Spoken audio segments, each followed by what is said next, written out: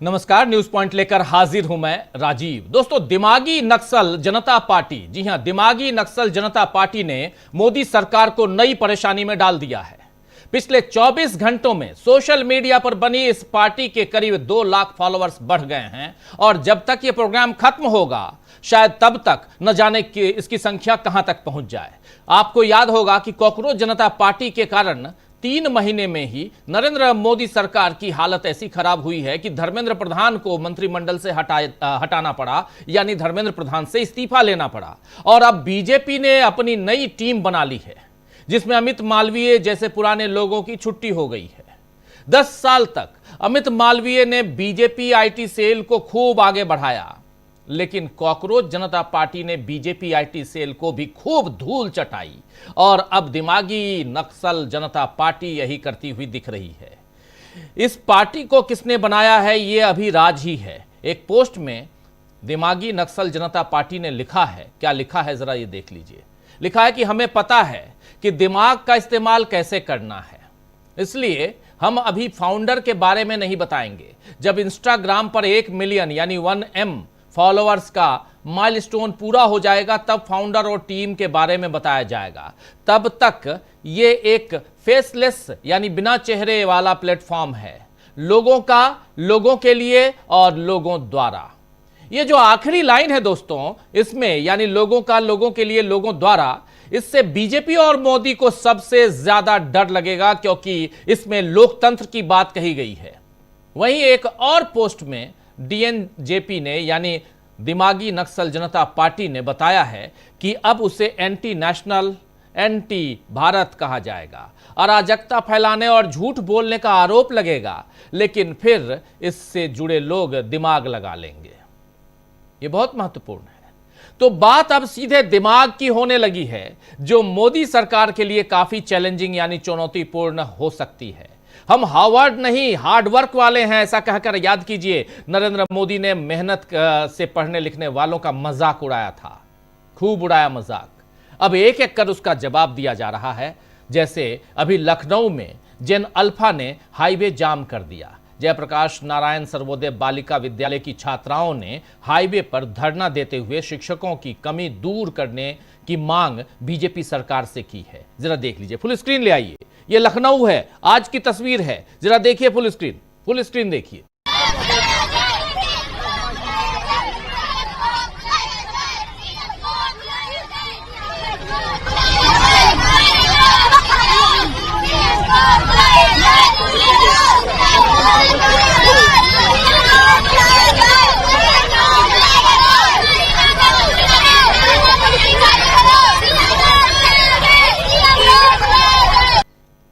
ये बच्चे जो हैं, ये बच्चे हैं जेन अल्फा हैं, जेन अल्फा स्कूल के बच्चे। और ये बच्चे लखनऊ में आज सड़क जाम, और उसमें भी कब, तो जब बरसात हो रही थी, बारिश के वक्त। देखिए सड़क पे पानी है और ये वहीं सड़क पे बैठे हुए हैं। अब रामदेव जैसे लोग कहते रहे कि बच्चों का आंदोलन में क्या काम, उन्हें पढ़ना चाहिए, लिखना चाहिए, खेलना चाहिए। तो ऐसे लोगों से ही अब बच्चे जवाब मांगेंगे कि हम पढ़ने के लिए तैयार हैं, लेकिन पढ़ाने वाला भी तो होना चाहिए। 4 महीने से फिजिक्स का टीचर नहीं है, बच्चे कह कह के परेशान हो गए। एग्जाम सिर पे है, लेकिन अब बच्चों को सड़क पे उतरना पड़ा। और जब पढ़ाने वाला हो तो पेपर ठीक से होगा, क्योंकि आज फिर एनटीए ने यूजीसी नेट के 3 पेपर कैंसिल कर दिए हैं, क्योंकि उसमें पुराने सवाल पूछे गए थे। किस लापरवाही से देश में काम हो रहा है ये जनता देख रही है, मगर बीजेपी के लोग सिर्फ राहुल गांधी, सोनिया गांधी या कांग्रेस पार्टी को देख रहे हैं कि कैसे भी करके उन्हें फंसाया जाए, उनका मजाक उड़ाया जाए। लेकिन इसमें भी उन्हें मात मिल रही है। आज ही राहुल गांधी को आय से अधिक संपत्ति के आरोपों से जुड़े मामले में सुप्रीम कोर्ट से बड़ी राहत मिली है। चीफ जस्टिस सूर्यकांत की अगुवाई वाली बेंच ने इलाहाबाद हाई कोर्ट को मामले में आगे की सुनवाई फिलहाल स्थगित रखने का निर्देश दिया है। साथ ही सीबीआई और ईडी को भी हाई कोर्ट के निर्देशों के तहत कोई भी रिपोर्ट दाखिल करने को नहीं करने को कहा है। आपको बता दूं कि कर्नाटक के एस विघ्नेश शिशिर ने राहुल गांधी की कथित आय से अधिक संपत्ति की जांच की मांग को लेकर इलाहाबाद हाई कोर्ट का रुख किया था। सुप्रीम कोर्ट राहुल गांधी की उस याचिका पर सुनवाई कर रहा था जिसमें उन्होंने हाई कोर्ट के आदेश को चुनौती दी है। सुप्रीम कोर्ट के इस फैसले पर पवन खेड़ा ने क्या लिखा है, आइए जरा देखिए। पवन खेड़ा यहां लिख रहे हैं कि 2026 का साल बीजेपी आरएसएस के लिए शर्मिंदगी भरा साबित हो रहा है। सुप्रीम कोर्ट ने इलाहाबाद हाई कोर्ट की लखनऊ बेंच के सामने राहुल गांधी के खिलाफ आय से अधिक संपत्ति के मामले में आगे की कार्यवाही पर रोक लगा दी है। लखनऊ बेंच के आदेशों को चुनौती देने वाली गांधी की एसएलपी पर नोटिस जारी किया है। ईडी, सीबीआई, एसएफआईओ, सीबीडीटी, वित्त मंत्रालय, एमसीए और कार्मिक एवं प्रशिक्षण विभाग को इस मामले में लखनऊ हाई कोर्ट में कोई भी और स्टेटस रिपोर्ट दाखिल करने से रोक दिया है। वे राहुल जी को जितना ज्यादा बांधने की कोशिश करते हैं, रस्सी उतनी ही ज्यादा टूट जाती है, ये कह रहे हैं। तो जाहिर है दोस्तों कि बीजेपी बार बार राहुल गांधी को पस्त करने की कोशिश में खुद मात खा रही है। ऐसा ही सीजेपी के साथ भी हो रहा है। सीजेपी के स्कूल ठीक करो अभियान को रोकने के लिए आप याद कीजिए कि सीजेपी यानी कॉकरोच जनता पार्टी, और उन्होंने कहा था कि 15 अगस्त से हम लोग एक अभियान शुरू कर रहे हैं पूरे देश में, जिसमें प्राथमिक शालाओं, प्राथमिक विद्यालय जो है और स्कूली छात्रों के लिए स्कूल जो है, स्कूल की बिल्डिंग, स्कूल में पानी की व्यवस्था, शौचालय की व्यवस्था, बिजली की व्यवस्था, शौचालय की व्यवस्था, बिजली की व्यवस्था, ये सब ठीक हो, सुदृढ़ हो, इसके लिए हम आंदोलन करेंगे। आंदोलन का नाम स्कूल ठीक करो अभियान है। और इसको रोकने के लिए राजस्थान सरकार ने आज एक तुगलकी फरमान जारी कर दिया। इस फरमान में, इस आदेश में कहा गया है कि प्रिंसिपल के यानी जो प्रधानाचार्य हैं, उनकी अनुमति के बिना कोई भी स्कूल के अंदर आकर वीडियो नहीं बना पाएगा, तस्वीरें नहीं ले सकेगा। तो सीजेपी ने भी कह दिया है कि आप एडवांस में एफआईआर कर लो, लेकिन हम आएंगे। तो बीजेपी को अब हर तरफ से करारे जवाब मिल रहे हैं। ऊपर से दिमागी नक्सल कहकर नरेंद्र मोदी ने जबरदस्ती एक और मुसीबत में खुद को और बीजेपी को डाल दिया है। दिमागी नक्सल जनता पार्टी ने आज एक और पोस्ट में लिखा है कि उसकी फंडिंग पीएम केयर्स फंड से हो रही है। तो जिसे भी हिसाब चाहिए वो पीएम केयर के ऑडिट की मांग करे। यानी अब खुद मोदी खुद को बचाने की जितनी कोशिश करेंगे उतनी मुश्किलें बढ़ेंगी। दिमाग की चुनौती देकर क्या मोदी ने जनता के बड़े हिस्से को खुद के खिलाफ कर दिया है? आज इस पर चर्चा करेंगे, बहुत महत्वपूर्ण है। देश में भयंकर विरोध है। भाजपा ने बदल दी है अपनी टीम और मोदी ने अपने ही पैरों पर कैसे मारी है कुल्हाड़ी, ये सब इस चर्चा में। आइए चर्चा की शुरुआत करते हैं। हमारे साथ कुछ वरिष्ठ साथी जुड़े हुए हैं, उनसे पहले आपका परिचय करवाता हूं, आगे बढ़ते हैं। प्रशांत टंडन जी हैं, प्रोफेसर अखिल स्वामी जी हमारे साथ, अमलेंदु उपाध्याय जी हैं और सुनील शुक्ला जी हैं। आप चारों का स्वागत है, इस्तकबाल है। स्वागत इस्तकबाल आप तमाम दोस्त, साथी, शुभचिंतक आप सबका जो अब तक जुड़ चुके हैं उनका भी, और जो इस कार्यक्रम में जुड़ने वाले हैं उनका भी स्वागत करता हूं। स्वामी जी, सबसे पहले आपके पास ही आना चाहता हूं। डीएनजेपी, दिमागी नक्सल जनता पार्टी, कॉकरोच ने देश के शिक्षा मंत्री की नौकरी खा ली। दिमागी नक्सल जनता पार्टी अभी बनी है, आज अमित मालवीय की नौकरी चली गई। आप लोगों ने सुन लिया होगा। ये क्या चल रहा है? और क्या इस बात को नरेंद्र मोदी समझ गए हैं कि अब मुश्किलों भरे दिन आ रहे हैं? टीम बदलने से लेके तमाम चीजें, तमाम घटनाक्रम को अगर ध्यान से देखा जाए तो, या अभी ये लगता है कि नहीं सब कुछ बल्ले बल्ले है? स्वामी जी। तो ऐसा लगता है जो अमित मालवीय को हटाया गया है और बदला गया है और प्रदीप भंडारी को सह संयोजक बनाया गया है। देखिए, मेरे ख्याल से ये कपड़े बदलने से किसी प्रकार से कोई अंतर इसलिए नहीं पड़ेगा क्योंकि अमित मालवीय वही कर रहे थे जिसकी भारतीय जनता पार्टी का जो कोर फिलॉसफी है उससे उसकी ट्यूनिंग है। देखिए, भारतीय पार्टी की कोर ट्यूनिंग क्या उससे हट सकती है? भारतीय जनता पार्टी क्या कोर ट्यूनिंग से हट सकती है? कोर ट्यूनिंग इनकी है हिंदू मुसलमान, इनकी है जो सावरकर और गोलवलकर और गोडसे की विचारधारा है उसको लेके आगे बढ़ने वाला इनका कोर इशू है, उससे ये हट सकते हैं। देखिए, आज के तारीख में ये बात बिल्कुल है। ये जो जेनजी और जेन अल्फा है, इनसे कम्युनिकेट करने के लिए अमित मालविया या जो नवनियुक्त इनके संयोजक हैं वो असमर्थ हैं। एक तो हैं क्योंकि उनसे कम्युनिकेट नहीं कर सकते, और दूसरा चेंज करते हैं जो इनको चेंज करना चाहिए, एज ए स्ट्रैटेजी चेंज करना चाहिए, वो इस पे नहीं कर। भारतीय जनता पार्टी की फिलॉसफी से कंट्रडिक्शन है। देखिए इन्हें अपनी स्ट्रैटेजी कैसे बदली।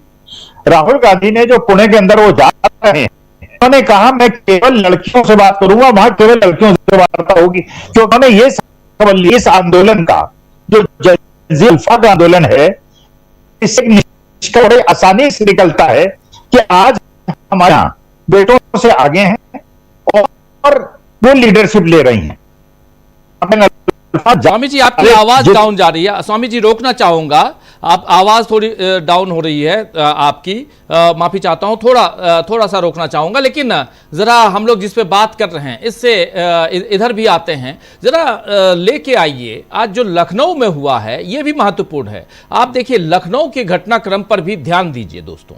स्वामी जी को जोड़ता हूं, हमारे तमाम साथी जो हैं उनके पास भी चलेंगे, लेकिन ये बहुत इंपॉर्टेंट हो जाता है कि आज की तारीख में कैसे नरेंद्र मोदी की सरकार ने और खुद नरेंद्र मोदी ने मोर को दाना खिलाते हुए, आपने कल वीडियो देखा होगा। नरेंद्र मोदी, अच्छी बात है, पशु पक्षियों से प्रेम करना चाहिए, प्रकृति से प्रेम रखना चाहिए, इसमें कोई दो राय नहीं, ये बहुत अच्छा काम है, बहुत अच्छा काम है।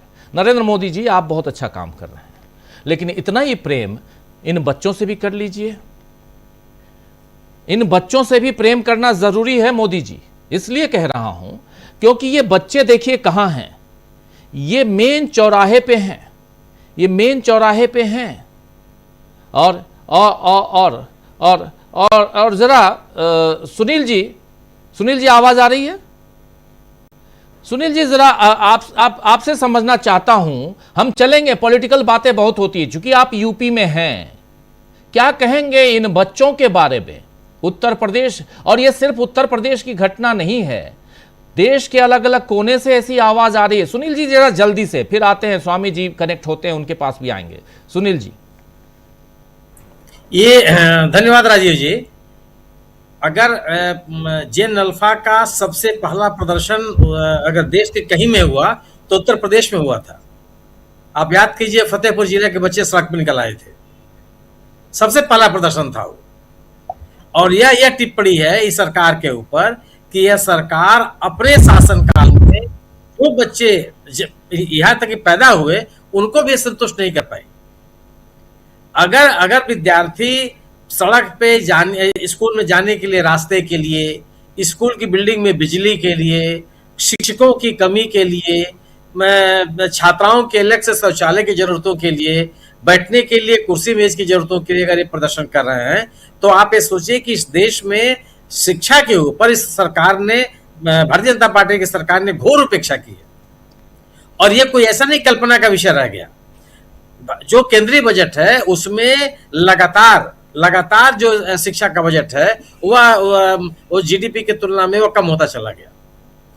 और परिणाम क्या हुआ कि जो विद्यालय हैं उनकी स्थिति निरंतर खराब होती चली गई।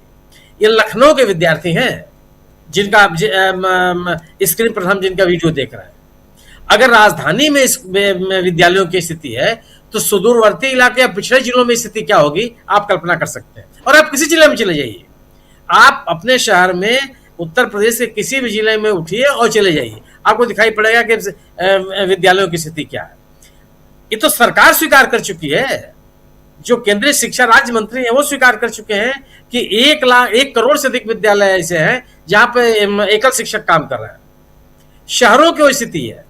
यही योगी जी की सरकार उत्तर प्रदेश में हजारों विद्यालयों को बंद कर दिया और उसको संज्ञा क्या दे रहे हैं कि मर्जिंग कर देंगे। तो मर्जिंग की जरूरत क्यों पड़ गई आपको?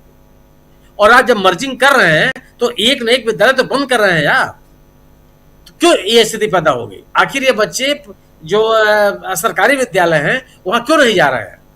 वहां शिक्षकों क्यों? अधिकांश विद्यालयों की स्थिति यह है कि या तो वो एक शिक्षक के बदौलत चल रहे हैं, या एक शिक्षक और एक शिक्षा मित्र के बदौलत चल रहे हैं, या केवल शिक्षा मित्र उसको चला रहे हैं।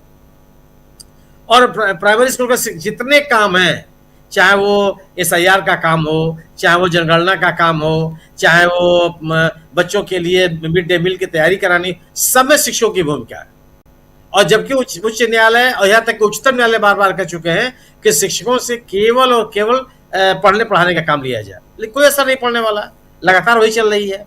तो ये जो शिक्षा की दुर्दशा है उत्तर प्रदेश में, वो ये बताता है कि आखिर शिक्षा को आपने कहाँ पहुंचा दिया।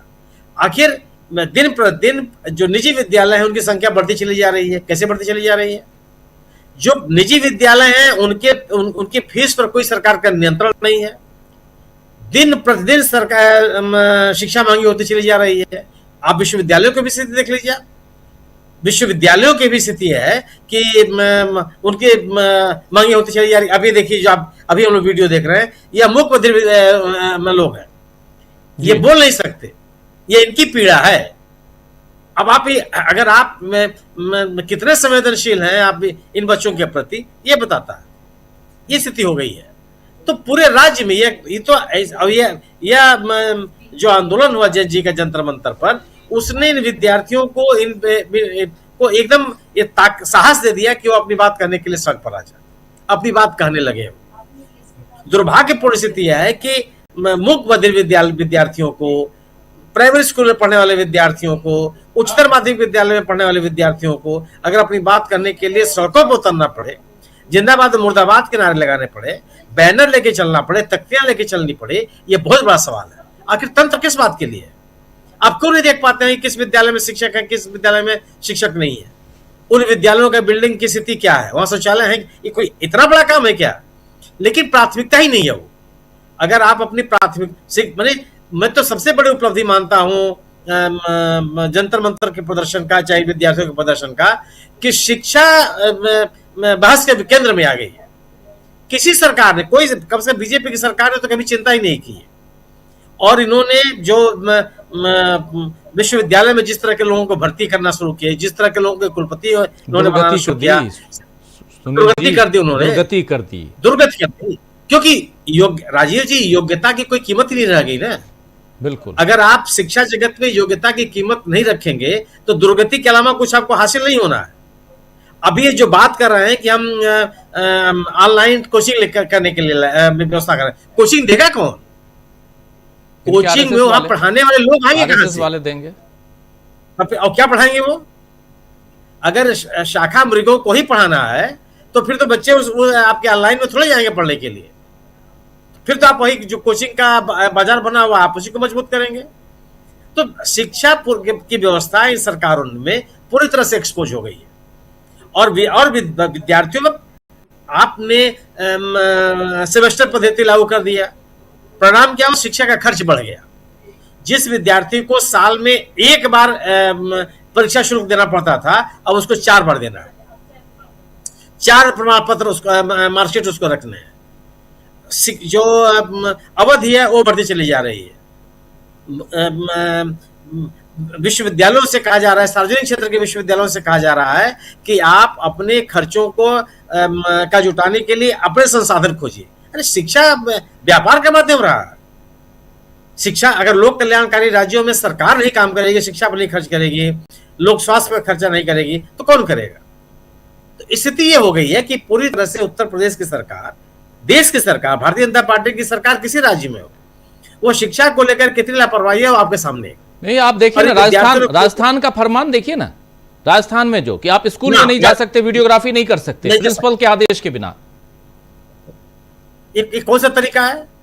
और सरकार को तो इन विद्यार्थियों को धन्यवाद देना चाहिए कि उन्होंने शिक्षा की कमियों को सबके सामने ला दिया। आप लिबापति क्यों कर रहे हैं? आप ये क्यों? आपका तंत्र जो है, आपका जो सिस्टम है, वो तो आपको नहीं बता रहा था कि इन विद्यार्थियों में कितना आक्रोश है। ये विद्यार्थी किसी राजनीतिक दल के लोग तो है नहीं। ये विद्यार्थी अभी उच्चतर माध्यमिक विद्यालयों के विद्यार्थी वो सड़क पर आ गए। आपको तो, इस सरकार को तो कम से कम विद्यार्थियों के प्रति कृतज्ञ होना चाहिए कि उन्होंने जो सिस्टम की कमियां हैं उसको लाकर के सामने कर दिया और आपको सुधार का मौका आ गया जी। तो उत्तर प्रदेश, राजस्थान, मध्य प्रदेश, बिहार, हरियाणा, महाराष्ट्र, इस तमाम राज्यों में ये जो जेएन अल्फा के विद्यार्थी प्रदर्शन कर रहे हैं, सबकी छोटी छोटी मांगे हैं। कोई कोई ऐसी बड़ी मांग नहीं है जिसको सरकार नहीं कर सकती, बस उनको इसको अपनी प्राथमिकताओं में रखना है। स्कूल जाने का पहुंच मार्ग नहीं है। और ये भी मांग नहीं सुनील जी, उनका अधिकार है, उनका हक है। जिस स्कूल में वो पढ़ रहे हैं उसकी छत तो कम से कम मजबूत हो, जिस स्कूल में पढ़ रहे हैं वहां कम से कम साफ पानी हो, साफ शौचालय हो, यही तो मांग रहे हैं वो। और ये इसके लिए आपके पास बजट है। और बजट इसीलिए होता ही है, और किस बात के लिए बजट है? हाँ, बजट आपकी सुख सुविधाओं को बढ़ाने के लिए थोड़े होता है। जो लोगों से आप इस प्रदेश का नागरिक जो आपको टैक्स दे रहा है, किस बात के लिए दे रहा है? शिक्षा के लिए दे रहा है, स्वास्थ्य के लिए दे रहा है, संपर्क मार्गों के लिए दे रहा है, पीने के पानी के लिए दे रहा है, इन्हीं चीजों के लिए दे रहा है, खेती किसानी के लिए दे रहा है। और अगर आप अपनी सुख सुविधाएं बढ़ाने में लगे हुए हैं, ये कितनी शर्मनाक बात है कि राजधानी लखनऊ में कोई ऐसा स्कूल हो, एक भी स्कूल अगर ऐसा है, और जिन विद्यार्थियों को अपने शिक्षकों की मांग को लेकर के, पानी पीने के जरूरतों को लेकर के, शौचालय की जरूरतों को लेकर सड़क पर उतरना पड़े जी। और ये मैं कह रहा हूं कि अब तक तो पूरे राज्य में सर्वे हो जाना चाहिए था। जब फतेहपुर की छात्राओं ने सड़क पर प्रदर्शन किया, फतेहपुर की छात्राएं सड़क पर निकल करके आ गई और उन्होंने अपने इन्हीं छोटी छोटी जरूरतों के लिए प्रदर्शन किया। अब तक तो पूरे सभी जिलों के एक एक कोने में विद्यालयों का संरक्षण हो जाना चाहिए था, लेकिन सरकार ये मान के चली वो इक्का दुक्का घटना है, ऐसा है नहीं। अब इन बच्चों में नाराजगी है, और नाराजगी इस बात के लिए कि शिक्षा इन सरकारों की प्राथमिकताओं में शामिल नहीं है।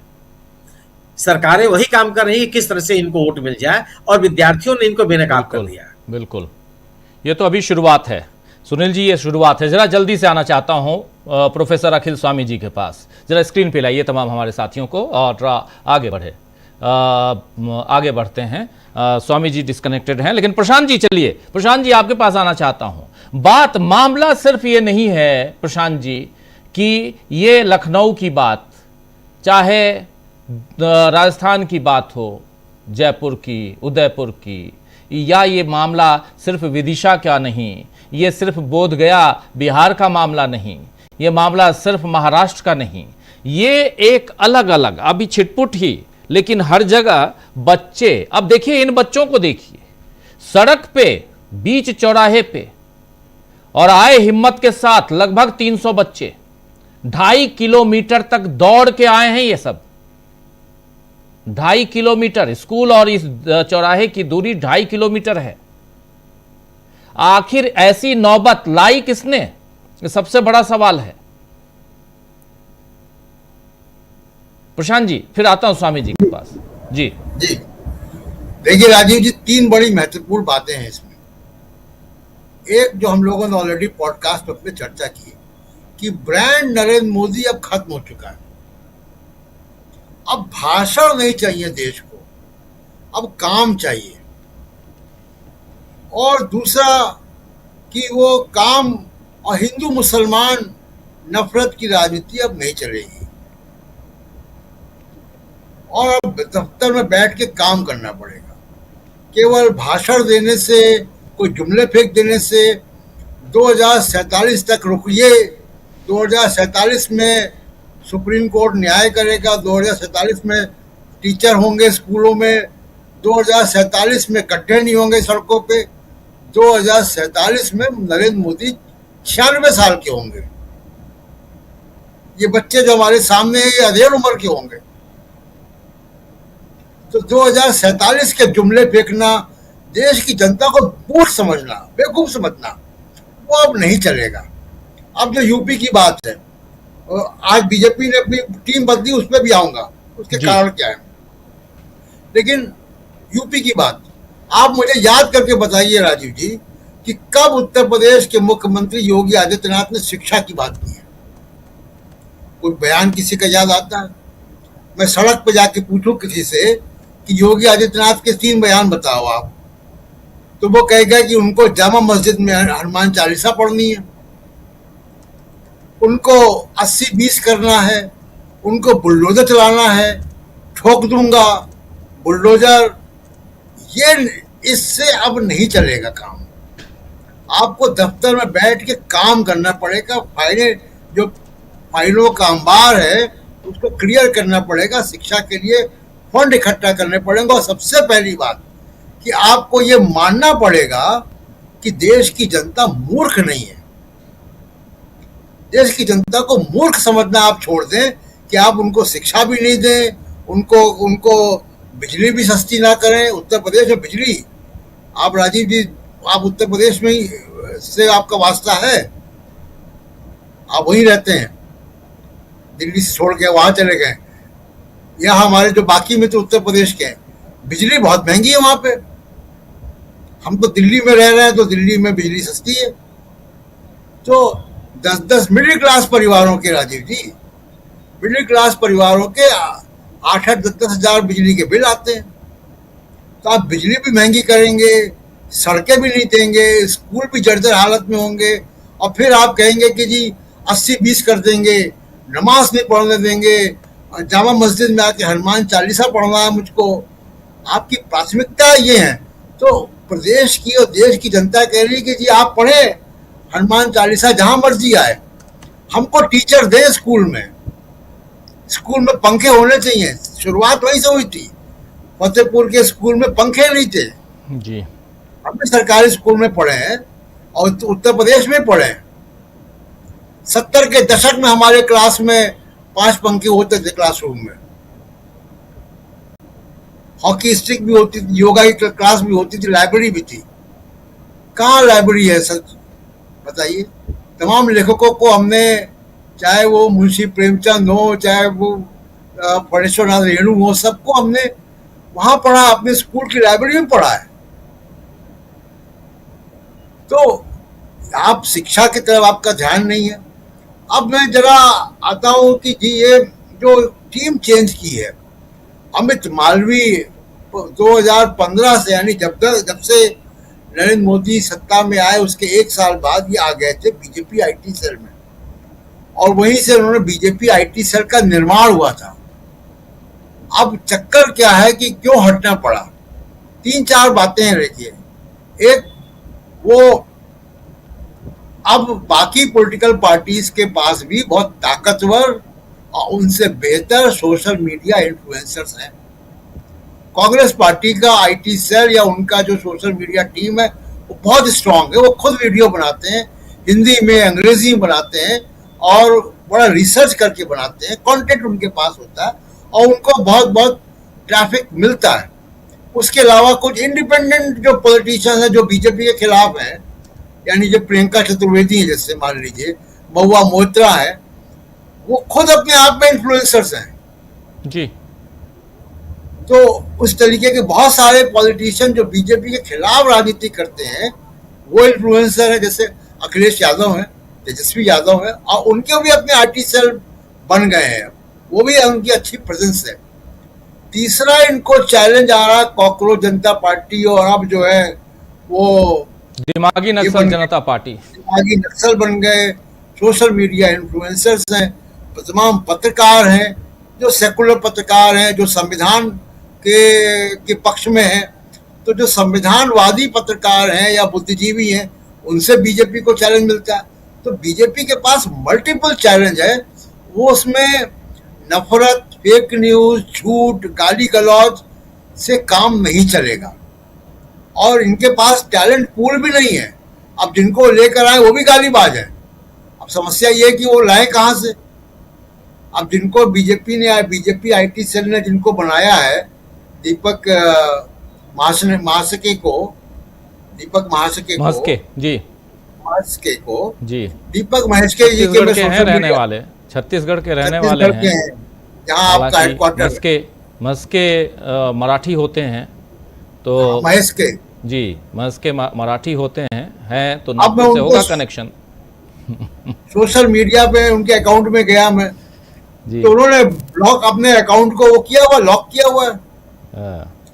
जितनी नई टीम बनी उन्होंने लॉक किया हुआ।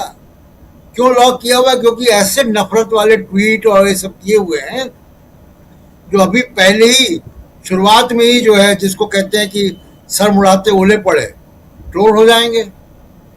तो मल्टीपल समस्या है। अब यहां से ब्रांड मोदी कहां बचेगा, कैसे बच पाएगा? और जो सबसे बड़ी बात है कि जो इन्होंने कहा दिमागी नक्सल, ये आप देखिए कि एक मनन मिश्रा नाम के बार काउंसिल ऑफ इंडिया के चेयरमैन, उन्होंने बड़ा सेल्फ गोल किया, बिना मतलब वो चीफ जस्टिस के डिफेंस में आ गए, बगैर वकालतनामा दस्तखत करवाए उनसे, उनकी वकालत करने लग गए और उल्टे पड़ गया। अब बेंगलोर ने भी उनको मना कर दिया चीफ जस्टिस को, सूर्यकांत को, कि आप यहाँ आपका स्वागत नहीं करेंगे हम। तो वैसे ही बड़ा सेल्फ गोल नरेंद्र मोदी ने लाल किले से मार दिया, जबकि वो देख रहे थे कि कॉकरोच पर कैसी प्रतिक्रिया आई।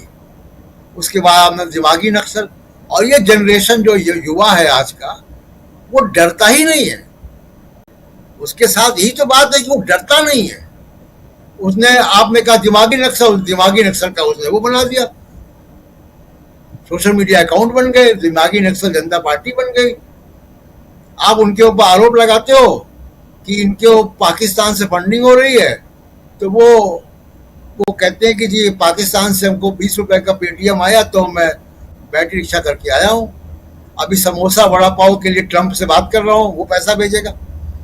तो वो हंसी उड़ा देते हैं। उनके पास वो ताकत है, कंटेंट की ताकत है, लीडर है, बहादुर है। इनसे नरेंद्र मोदी अब नहीं लड़ पाएंगे। ये बड़ा मुश्किल है उनके लिए लड़ पाना, और इस तरीके के प्रयोग करना बंद करें।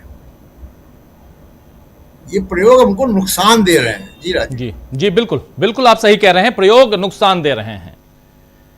स्वामी जी, आपके पास आना चाहता हूं। शुरुआत में आप अपनी बात रख रहे थे, थोड़ा नेटवर्क की दिक्कत थी, लेकिन अब क्लियर है और तस्वीरें आप लगातार देख रहे हैं। इधर आज दिल्ली में एनटीए दफ्तर के सामने विरोध प्रदर्शन हुआ और आज एनएसयूआई और आईवाईसी इंडियन यूथ एनटीए का नाम बदल गया राजीव जी। जी, एनटीए का नाम विद्यार्थियों ने बदल दिया। क्या कर दिया है? नालायक टेस्टिंग एजेंसी। जी, तख्ती लेके खड़े हैं वो। बिल्कुल बिल्कुल बिल्कुल, वो तस्वीरें अभी हम दिखाएंगे, लेकिन ये ओवरऑल जरा स्वामी जी आप अपनी बात आगे बढ़ाइए। और बच्चों को भी आप देख ही रहे हैं, बच्चों की तस्वीरें देख रहे हैं। देश में जो आज देश आंदोलित है, नरेंद्र मोदी जो शब्द लेके आ रहे हैं आप देख लीजिए। पहले सीजेआई ने कॉकरोच दिया, नरेंद्र मोदी ने दिमागी नक्सल दिया। हालांकि नरेंद्र मोदी के दिमाग में ये नक्सल वर्ड जो है वो हमेशा से चलता रहा है। वो अर्बन नक्सल कह रहे थे, हार्वर्ड वालों को हार्डवर्क वाले कह रहे थे। अच्छी बात है, हार्डवर्क वाले बुरे नहीं होते हैं, लेकिन हार्वर्ड में पढ़ने वाले दिमाग वाले होते हैं। हार्डवर्क वाले जो हैं वो पढ़ाई न करें तब भी हार्डवर्क करते हैं। कोई पत्थर तोड़ता है, कोई गड्ढा खोदता है, कुछ भी करता है, वो अगर पढ़ाई न किया हो तब भी करेगा। लेकिन हार्वर्ड में जो पढ़ रहा है, जाएगा हार्वर्ड वही जिसका बैकग्राउंड ही है पढ़ा लिखा, वही जाएगा ना। स्वामी जी, आप तो प्रोफेसर हैं, लेकिन इसकी तुलना अगर आप करेंगे हार्वर्ड से नहीं, हार्डवर्क से तुलना करेंगे, आप कुछ और अर्बन नक्सल, कुछ और नक्सल, अब दिमागी नक्सल। नक्सल वर्ड से नरेंद्र मोदी को इतना प्रेम कैसे हो गया और क्यों है? मैं नक्सलिज्म को मैं अगर कहें तो मैं किसी दिन पूरा 2 घंटे का लेक्चर दे सकता हूं। मैं बहुत इस पर रिसर्च करके बैठा हुआ हूं, क्योंकि मेरा कार्यक्षेत्र वही रहा है, छत्तीसगढ़, और वो भी बस्तर, आप जानते हैं अभी भी है। उन लोगों से 2-4 उन लोगों से वास्ता होता रहा है जो जंगल में रहते रहे हैं, तो मैं बहुत अच्छी तरह से जानता हूं। तो इसलिए, लेकिन नरेंद्र मोदी को इतना प्रेम। एक तरफ आप कह रहे हैं हथियारी नक्सलियों को हमने खत्म कर दिया, सफाया कर दिया, बहुत अच्छी बात है। अगर आपकी सरकार यही चाहती थी, आपने ये किया, चलिए आपको तालियां। लेकिन ये नया जो लेके आ गए, आप सफाया थोड़ी करना चाहते थे, आप एक और पैदा करना चाहते थे, वो पैदा हो गया है। अभी तो फॉलोअर्स बढ़ रहे हैं, धीरे धीरे कहेंगे हम भी नक्सल, तब क्या होगा? कितनों को आप जेल में डालेंगे? किस बेस पे जेल में डालेंगे? सिर्फ नक्सल वर्ड से? क्या नक्सल वर्ड खतरनाक है, खराब है, यूएपीए वाला है, एनएसए वाला है? सवाल तो पूछा जाएगा स्वामी जी। देखिए राजीव जी, क्योंकि मैं अध्यापक रहा और आप भी चीफ एडिटर हैं डीबी लाइव के, देखिए आप साइकोलॉजिस्ट नहीं है, मैं साइकोलॉजिस्ट नहीं हूं, लेकिन हमें साइकोलॉजिस्ट की तरह काम करना पड़ता है। जब मैं अध्यापन करता था और मेरे सामने 60 बच्चे बैठते थे, मुझे एक एक बच्चे की पर्सनालिटी ट्रेट का अध्ययन करके और उनसे संवाद अलग अलग तरह से स्थापित करना होता था। क्योंकि देखिए आप हर बच्चे को एक तरह आंक नहीं सकते, आपको देखना होगा किसके साथ साम चलेगा, दाम चलेगा, दंड चलेगा, भेद चलेगा। आप भी चीफ एडिटर हैं, आप भी देखिए अपने दर्शकों की प्रतिक्रिया हर समय देखते रहते हैं। अब हम लोग जब चर्चा करते हैं आपकी नजरें नीचे होती हैं, वास्तविकता में आप देखते हैं कि आपके दर्शक प्रतिक्रिया क्या दे रहे हैं और उस प्रतिक्रिया से आपको पता चलता है हम सही दिशा में हैं या नहीं। तो आप भी एक साइकोलॉजिस्ट हैं। देखिए भारतीय जनता पार्टी के साथ मुश्किल क्या है, देखिए जब भी आपको स्ट्रेटेजी बनानी होती है, स्ट्रेटेजी हमेशा जो है वो ऐसी होती है जो चेंज हो सकती है और जो रिजिडनेस होती है वो स्ट्रेटेजी में नहीं होती। जैसे मैं पहले भी एग्जांपल एक बार दे चुका हूं, भगवान श्री राम जो थे वो पॉलिसी थी, that was a policy of भगवान श्री राम टू बी ए मर्यादा पुरुषोत्तम। और भगवान श्री कृष्ण थे, उनकी कोई पॉलिसी नहीं थी, वो स्ट्रेटेजी थी। जो पॉलिसी होती है वो रिजिड होती है और जो स्ट्रेटेजी होती है वो फ्लेक्सिबल होती है। तो भारतीय जनता पार्टी के साथ मुश्किल क्या है, वो फ्लेक्सिबल हो ही नहीं सकती, वो हिंदू मुसलमान छोड़ ही नहीं सकती, वो संविधान का विरोध छोड़ ही नहीं सकती, वो मनुवाद को छोड़ ही नहीं सकती। उनका जो एक बेसिक फिलॉसफी जिसपे भारतीय जनता पार्टी बनी है वो द्वेष पे बनी है, वो विद्वेष पे बनी है, वो हिंदू मुसलमान के नैरेटिव पे बनी है, वो जो है एक जातिवाद के ढांचे पे खड़ी हुई है। अरे हम लोग उनसे संघर्ष कर रहे हैं, हम ये कहते हैं हमारे 142 करोड़ लोग भारतवर्ष के एक परिवार हैं, इसमें ना धर्म होगी ना जाति होगी, हम एक परिवार के सदस्य। ये philosophy Bharatiya Janata party adopt नहीं कर सकते। अब ये टीम बदल दिया आपने, अब बताइए टीम क्या करेगी? जब basic philosophy Bharatiya Janata party की है विद्वेष वाली, तो कोई भी आप नया पदाधिकारी रख लीजिए, अगर वो उस स्ट्रेटेजी पे जाएगा, सेकुलरिज्म पे जाएगा, धर्मनिरपेक्षता पे जाएगा, अगर हर भारतीय को एक मानने वाले में जाएगा, तो भारतीय जनता पार्टी कुकड़ फिलॉसफी से उसका क्लैश हो जाएगा। तो देखिए सीधी सी बात यह है कि भारतीय जनता पार्टी, अच्छा फिर बच्चों से, और ये बिल्कुल पक्की बात है कि मैं अपने बेटों को भी देखता हूं, वो मिलेनियल्स में हैं, और मैं अपनी ग्रैंड डॉटर को भी देखता हूं, वो जेन अल्फा में है। मैं देखता हूं कि जेन अल्फा और मिलेनियल्स में कितना डिफरेंस है। और मैं अभी तक समझता था मेरे बेटे बड़े बुद्धिमान है, जब अपनी ग्रैंड डॉटर जो 12 साल की है उससे बात करते हैं, मुझे लगता है यार ये तो लड़की जो है इन्हें 100 मीटर पीछे छोड़ आएगी, तो इनके सामने को टिकते ही नहीं है। मुझे भी कोई समस्या आती है तो मैं अपनी ग्रैंड डॉटर से पूछता हूं, 2 मिनट के अंदर उसे सॉल्व कर देती है। तो देखिए ये इनसे कम्युनिकेट करने के लिए आपको इनकी मनोभाव, इनकी मनोभावना और ये किस प्रकार से सोचते हैं और इस प्रकार से करते हैं, ये लॉजिक पे चलते हैं, ये तथ्य पे चलते हैं। अच्छा ये भी लोग कहते हैं साहब ये बड़े जिद्दी होते हैं और इनको समझाना बड़ा मुश्किल है, ऐसा नहीं है। मैं एक पार्टी में गया अपनी ग्रैंड डॉटर की बर्थडे में, वहां उसके क्लास फेलो जो आए थे बड़े संभ्रांत और प्रबुद्ध परिवार के लोग थे, सारे बच्चों ने हमारे चरण स्पर्श किए। मैं इसलिए ये बात कह रहा हूं कि वो अपनी जो पुरातन उनकी सभ्यता संस्कृति है उसको भी नहीं भूले, लेकिन लॉजिकल बात करेंगे वो आपसे एग्री नहीं करेंगे। अगर आप उसे लॉजिकल बात करेंगे, उनको कन्विंस करेंगे, उनको बताएंगे कि जो मैं कह रहा हूं, let us deliberate, let us discuss, let us come to the final conclusion, वो क्योंकि बुजुर्गों ने ये कहा है, क्योंकि ग्रंथों में ऐसा लिखा है, क्योंकि हमारे शास्त्रों में ऐसा लिखा है, इसलिए मुझे मानना पड़ेगा। ये हम तो मानते रहे, लेकिन हमारे बच्चे मानने को तैयार नहीं है। ये जन अल्फा माने भारतीय जनता पार्टी, क्योंकि उसकी कैरेक्टरिस्टिक ऐसी नहीं है, वो इन जेन अल्फा जेन जी से कम्युनिकेट नहीं कर सकती, बल्कि यहां तक कहूंगा जेन अल्फा और जेन जी के बीच में भी इतना बड़ा भेद है। जेन जी भी जेन अल्फा से कम्युनिकेट नहीं कर सकता, क्यों? परिवार में जेन अल्फा भी है, जेन जी भी है, और वो आपस में कोएग्जिस्ट करते हैं, एक दूसरे के प्रति उनका प्यार है, इसलिए वो कम्युनिकेट कर लेते हैं। और ये भी बात बिल्कुल सही है, जेन अल्फा कभी भी ये स्वीकार नहीं करेगा कि उनके जेन जी को जंतर मंतर पीटा गया, उनको पैलेट गन लगाई गई, उनकी आंखें फोड़ी गई। आज के तारीख में राजीव जी अगर आप इंडिपेंडेंट सर्वे करा लें, 90% 20 साल से छोटे बच्चे अगर उन्हें अनुमति गई होती या उन्हें सुविधा मिल गई तो हर बच्चा जंतर मंतर के अंदर होता। ये जो कामड़ लेके बच्चे चल रहे थे, इन कामड़ में भी अगर ये ना इनको वो होता, 80% कामड़ ले जाने वाले बच्चे भी जंतर मंतर के अंदर होते। क्योंकि ये समझ रहे हैं कि जो बच्चे प्रश्न उठा रहे हैं, शिक्षा व्यवस्था का प्रश्न उठा रहे हैं, रोजगार का प्रश्न उठा रहे हैं, ये इनके जनरेशन के लिए जीवन और मौत का सवाल है। और भारतीय जनता पार्टी जैसे इनको भटकाने का प्रयास कर रही थी धर्म के भुलावे में, और हिंदू राष्ट्र बना देंगे और ये कर देंगे वो कर देंगे, अब वो संभव नहीं है।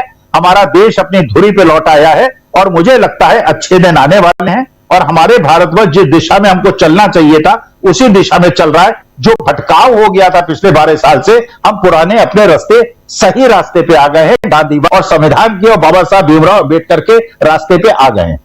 जी बिल्कुल सही। पिंक शर्ट पहने हुए हैं स्वामी जी आज, पिंक शर्ट। नहीं, पिंक शर्ट तो इसलिए देखिए, अब ये जमाना आपने भी पहनी हुई है, ये पिंक शर्ट है। अब ये जमाना जो है लड़कियों का है, ये पिंक का है। अब ये इधर उधर के शेड नहीं चलेंगे। हमने बिल्कुल हाथ डाल दिए हैं और हमने स्वीकार कर लिया है, हमारे देश की बेटियां जो हैं इस देश का मार्ग प्रदर्शन करेंगी, आगे देश को बढ़ाएंगी। तो उनको मार्गदर्शन देने के लिए, उनके साथ खड़े होने के लिए आज मैंने उनका जो कलर है वो पहन लिया।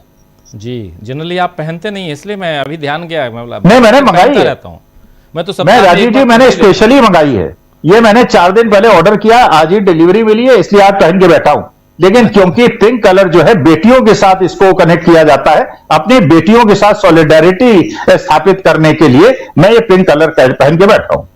जी जी, जरा अमलेंदु जी कैसे देखा जाए? एक तरफ देखिए 2-3 घटनाक्रम बहुत तेजी से हम बदलते हुए देख रहे हैं। बीजेपी अपनी पार्टी का जो संगठन है उसको चेंज करते हुए बीजेपी दिखाई देती है, और आज उसने अपने संगठन में नए चेहरों को शामिल किया, पुराने चेहरों में से कईयों को हटाया। चेहरे उधर से भी हट रहे हैं, एक ही चेहरा हटा, लेकिन हटा शिक्षा मंत्री। इधर भी एक चेहरा हटा और बड़ा चेहरा हटा, अमित मालवीय, एक बहुत बड़ा, आप देख लीजिए, हटा दिया गया। तो संगठन से भी हटा रहे हैं, मंत्रिमंडल से भी हटा रहे हैं, और बच्चे क्या कर रहे हैं आप देख लीजिए, पिक्चर सामने है। और ये भी लखनऊ की तस्वीर है। राजस्थान में आप फरमान जारी कर रहे हैं कि किसी भी स्कूल में कोई भी वीडियो रिकॉर्डिंग नहीं करेगा प्रिंसिपल की अनुमति के बिना। और उधर अब पश्चिम बंगाल भी बीजेपी के हवाले है। पश्चिम बंगाल में अब्दुल के साथ क्या हुआ आप लोगों ने सुना होगा। अब्दुल के पिता को मार डाला गया परसों रात को। अभी से थोड़ी देर पहले सीजेपी की तरफ से आशुतोष राका वहां पहुंचे थे, और आज अब्दुल ने कहा है कि मेरे पिता को अगर मुआवजा, पिता के नाम पर मुआवजा देना है तो एक अच्छा स्कूल बना दीजिए, मुझे कुछ नहीं चाहिए। ये देखिए, एक सॉलिडरिटी की बात जो कह रहे थे विश्वामी जी, उसी की बात मैं कह रहा हूँ। ये स्कूल बना दो मेरे पिता के नाम पे, छोटी बात नहीं है। चूंकि थोड़ा सा वो उसको भी कवर करना ज़रूरी है। ज़रा एक बाइट दिखाना चाहता हूँ आशुतोष राका का, चूँकि पहुँचे थे और किस ढंग से अलग अलग जगहों, चाहे वो दिमागी नक्सल जनता पार्टी हो, चाहे वो कॉकरोच जनता पार्टी हो, चाहे ये जन अल्फा हो। अभी आप लोगों ने 3 दिन पहले एक और रामदेव की बाइट सुनाई थी हमने, लेकिन रामदेव का आत्मा परिवर्तन फिर हो गया, उनकी आत्मा परिवर्तित हो गई। उनके ऊपर दबाव आया होगा कि अरे तुमने क्या बोल दिया। अब रामदेव बच्चों को कह रहे हैं कि नहीं, पढ़ने लिखने का समय है, आंदोलन नहीं करना चाहिए। अभी तो कह रहे थे कि मुझे आंदोलन करना पड़ेगा तो मैं आंदोलन करूंगा। 15 तारीख और 17 तारीख में 2 दिन में हृदय परिवर्तन हो गया रामदेव का। चलिए रामदेव को किनारे करते हैं, रामदेव हमारे सब्जेक्ट में नहीं है, लेकिन यहाँ पे और भी बहुत सारे सब्जेक्ट में हैं। अमलेंदु जी, आशुतोष राका को सुन लेते हैं, फिर आपके पास आता हूँ। सुनिए। जी, बहुत डिटेल में अभी हमारे परिवार से बात हुई है। हम बंगाल सरकार से 4 मांग इस समय रख रहे हैं। सबसे पहली चीज, एफआईआर में अभी भी लगभग 10 के आसपास अनआइडेंटिफाइड गुंडे हैं जिनका किसी भी प्रकार की डिटेल पुलिस द्वारा ली नहीं गई है और वो पूरी तरह से गायब है। हम बंगाल सरकार से मांग करते हैं कि इन सभी गुंडों को अगले 10 दिन में गिरफ्तार करके जेल भेजा जाए और सभी धाराएं जो इन गुंडों पर लगती हैं वो धाराएं लगाई जाए। जिस तरह का बर्ताव अब्दुल और उसके परिवार के साथ अस्पताल में हुआ, पुलिस थाने में हुआ, उसमें बहुत साफ होता है कि इस पूरे मामले में कहीं ना कहीं इंदस पुलिस थाने का भाजपा के गुंडों को संरक्षण था। तो हम ये मांग करते हैं कि पुलिस थाने में जितने भी पुलिसकर्मी हैं उनका इस घटना में किस तरह का रोल था, उसकी एक इंडिपेंडेंट कोर्ट मैंडेटेड कमेटी के साथ जांच कराई जाए। हम ये भी मांग करते हैं कि जब तक किसी भी प्रकार का परिवार को सिक्योरिटी थ्रेट रहे, तब तक राउंड द क्लॉक अब्दुल के परिवार को पुलिस प्रोटेक्शन मिलनी चाहिए। हम लोगों ने परिवार से कॉम्पनसेशन को लेकर भी बात की, लेकिन परिवार ने कॉम्पनसेशन लेने से मना किया है। और उनकी क्या मांग है, मैं चाहता हूं कि अब्दुल खुद आप लोगों को बताए कि कॉम्पनसेशन की जगह अब्दुल और उसका परिवार क्या चाहता है।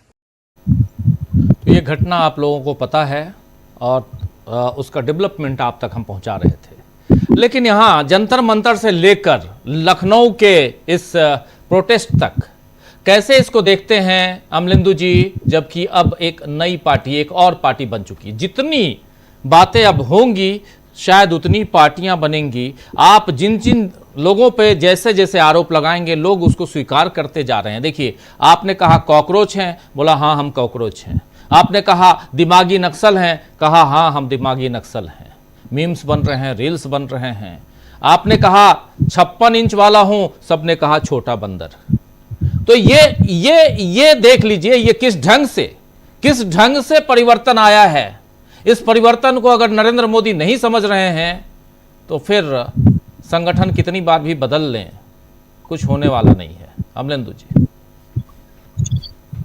देखिए राजीव जी, एक तो संकट मोदी जी के साथ ये है कि उनकी जो परवरिश हुई है, खासतौर से राजनीतिक परवरिश की बात कर रहा हूं, वो किसी लोकतांत्रिक वातावरण में हुई नहीं।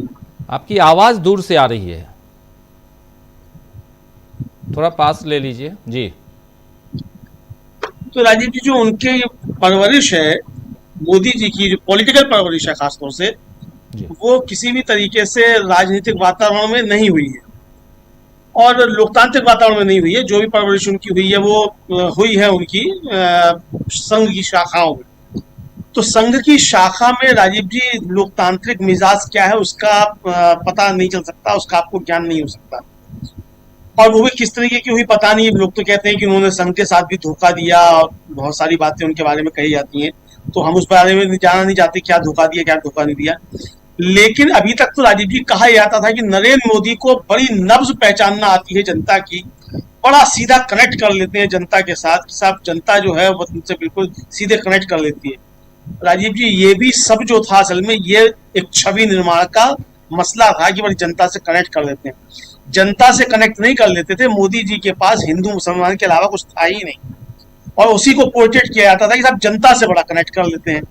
अब राजीव जी जनता अब कनेक्ट हो नहीं रही है। जनता अब जो नई पीढ़ी है राजीव जी, वो तो सीधे सीधे एक तरीके से कहा जाए वो तो सवाल कर रही है। सवालों से परेशानी होती है हर तानाशाह को। सवाल हर तानाशाह अगर डरता है तो डरता है, नई पीढ़ी से तानाशाह डरता है, खासतौर से राजीव जी लड़कियों से और उन लड़कियों से जो सवाल करती हैं। तो सवाल करती हुई लड़कियां जो है किसी भी तानाशाह को पसंद नहीं आती हैं, तानाशाह वहीं आकर फेल होता है। तो यही मोदी जी आकर फेल हो रहे हैं कि अब लड़कियां, वो भी छोटी उम्र की अल्फा और जेनजी जो हैं, वो सवाल कर रही हैं सत्ता से, वो सवाल कर रही हैं मोदी जी से, वो सवाल कर रही हैं सरकार से कि भाई आप जो वादा करके आए थे वो वादे कहाँ तक पहुंचे और देश की जो दुर्दशा है वो इन 12 सालों में क्यों हो गई है। अब ये सवाल पूछे जा रहे हैं। मोदी जी के पास इन सवालों के किसी भी तरीके के कोई जवाब है नहीं।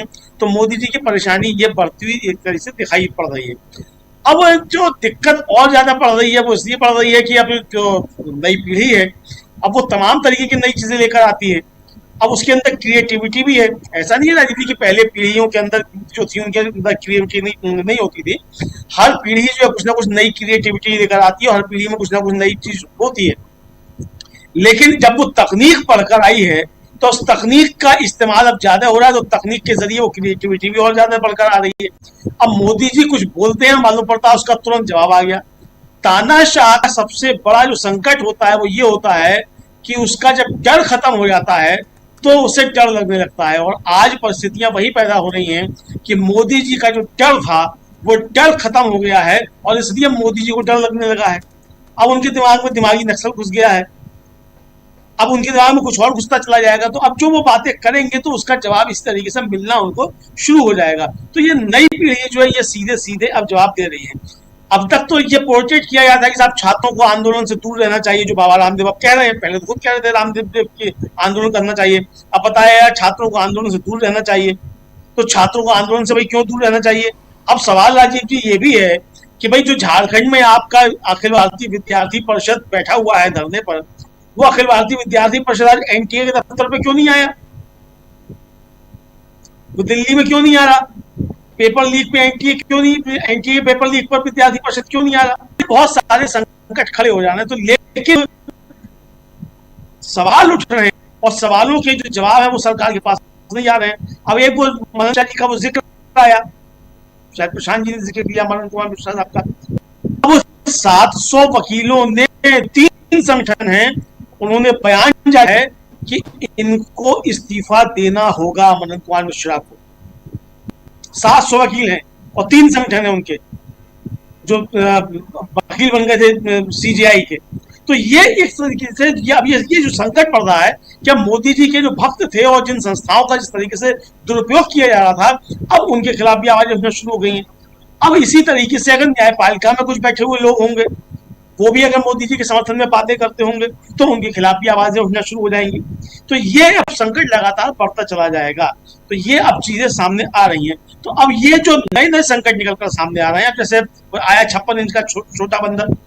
56 इंच का छोटा बंदर एक प्रतीक है, लेकिन वो 56 इंच का छोटा बंदर जितना वायरल हुआ है, अब कोई नहीं लिख सकता कि मैं भी 56 इंच का छोटा बंदर, और हिम्मत है तो लिखो मैं भी 56 इंच का छोटा बंदर, जैसे लिखा था मैं भी चौकीदार। अब कोई नहीं लिख सकता, हिम्मत नहीं है राजीव जी ये सब लिखने की कि मैं भी 56 इंच का छोटा बंदर। तो ये जो नई पीढ़ी है ये अब सीधे सीधे सवाल पूछ रही है और सवालों के जवाब चाहती है। अब वो भाषण नहीं चाहिए, भाषण नहीं चलेगा, काम करके बताइए आपने काम क्या किया, 12 सालों में आपने काम क्या किया। अब बता रहे थे मोदी जी की 650 जो है वो विश्वविद्यालय खुले हैं। अगर 650 विश्वविद्यालय खुले हैं तो उनमें भर्तियां भी हुई होंगी। एक विश्वविद्यालय में कम से कम 1000 तो भर्तियां होती होंगी। अगर 650 खुले हैं विश्वविद्यालय, कहाँ खुले हैं पता नहीं, कहाँ खुले हैं कहाँ नहीं खुले हैं, तो 1000 भी अगर एक विश्वविद्यालय में भर्तियां, तो कितनी भर्तियां हुई, इनका कोई हिसाब किताब है? भर्तियां कैसे हुई, कहाँ से हुई, कौन लोग इनमें भरे गए, कौन इनको पैसा दे रहा है, तनख्वाह कहाँ से निकल रही है? ये लालकिले से सिर्फ लफाजी कर देनी है और काम चल जाएगा। तो अब लफाजी नहीं चलनी है, तो ये एक संकट बढ़ता चला जा रहा है और इस संकट से निपट नहीं पा रहे हैं। अब जो नई टीम बनाई गई है, अब आप चाहे टीम बनाइए और चाहे कुछ कीजिए, इसका मतलब नई टीम जो बनी है ये साफ संकेत है कि अब ये समझ में आ गया है कि जो नई पीढ़ी आ रही है सामने, जेन ज़ी और जेन अल्फा जो है, वो जिस तरीके से सवाल पूछ रही है, वो जिस तरीके से कर रही है, सवाल कर रही है, इनके जवाब मिलना अब बड़ा मुश्किल होता चला जा रहा है। तो इसलिए अब ये टीम परिवर्तन किया जा रहा है। अब ये टीम क्या करेगी? टीम में कौन लोग हैं भाई? उन टीम में जो लोग हैं उनकी भी जो शिक्षा दीक्षा है वो भी उसी में हुई है, शाखा में। तो शाखा में जितना ज्ञान मिलता है उतना ही तो मिलेगा। चरित्र हनन करने का ही तो मिलता है आपको प्रशिक्षण, वो आप करना जानते हैं। वो आप चाहे प्रदीप भंडारी को ले आइए, चाहे आप अमित मालवीय को ले आइए, किसी को भी आप ले आइए, सबको काम वही करना जो करते रहे थे। वही व्हाट्सएप मैसेज भेजना, वही क्लिप जो कतरने काटना, मॉर्फ करना चित्रों को, यही सब तो करते थे, वो आगे भी सब यही करेंगे। आखिर नया इनकी टीम क्या करेगी? क्या है नई आपके पास टीम करने के लिए? क्या बताया जाएगा देश को कि 12 साल में मोदी जी ने कौन सा काम किया है? क्या बताया जाएगा? तो ये राजीव जी मुझे लगता है कि एक बड़ा संकट जो है वो प्रधानमंत्री के सामने है, भारतीय जनता पार्टी के सामने है। लेकिन एक संकेत भी मिल रहा है, और वो संकेत मिल रहा है कि भारतीय जनता पार्टी भी अब बदल रही है। अब अगर संगठन में बदलाव हो रहा है और बताया जाता है कि साहब वहां भी जो नई पीढ़ी आ रही है 40-45 साल के बीच के हैं, नितिन नवीन से लेकर के और विप्लव देव तक, तो क्या प्रधानमंत्री भी बदलेगी भारतीय जनता पार्टी? अगर संगठन में बदलाव हो रहा है तो क्या प्रधानमंत्री भी कोई 40-45 साल का आएगा? अमित शाह जी भी क्रॉस कर चुके हैं, वो भी नहीं आते उस दायरे में, देखना होगा। देश की जनता वो मौका देगी, ये भी बड़ा सवाल है। स्वामी जी, आपके पास ही आना चाहता हूँ। ठीक है, युवाओं को मौका मिलना चाहिए। युवा जो हैं और जो बच्चे हैं आज के, वो सड़कों पे हैं। देख लीजिए, तस्वीर सामने है, सड़कों पे हैं। कम से कम यही कल के भविष्य हैं। ये कल को वोटर बनेंगे, वोट देंगे, अपने हक के लिए अपनी सरकार चुनेंगे। और आज इनकी डिमांड क्या थी कि कुछ महीने में एग्जाम है, फिजिक्स का टीचर नहीं है, मैथ्स का टीचर नहीं है। 4 महीने से प्रिंसिपल से बात हो रही है। समाज कल्याण विभाग के अंतर्गत ये आता है, ये स्कूल आता है, और ये हाल बना रखा है। बच्चों को पहले भी ये एक बार आ चुके हैं सड़क पे, आज दूसरी बार है। तो इसलिए भले जो भी बना ले नितिन नवीन, अपनी पार्टी अपनी टीम बना लें संगठन की, लेकिन नितिन नवीन को तो ये सोचना पड़ेगा ना कि जो संगठन बना रहे हैं, जैसे अमलेंदु जी कह रहे हैं कि क्या प्रधानमंत्री भी बदलेंगे? प्रधानमंत्री बदलने की नौबत आएगी? क्या प्रधानमंत्री अगला भाजपा से ही होगा? ये भी बड़ा सवाल है ना। और प्रधानमंत्री 240 वाले हैं, ये कैसे भूल रहे हैं हम कि 320 वाले हैं या 305 वाले हैं? ये 240 वाले हैं।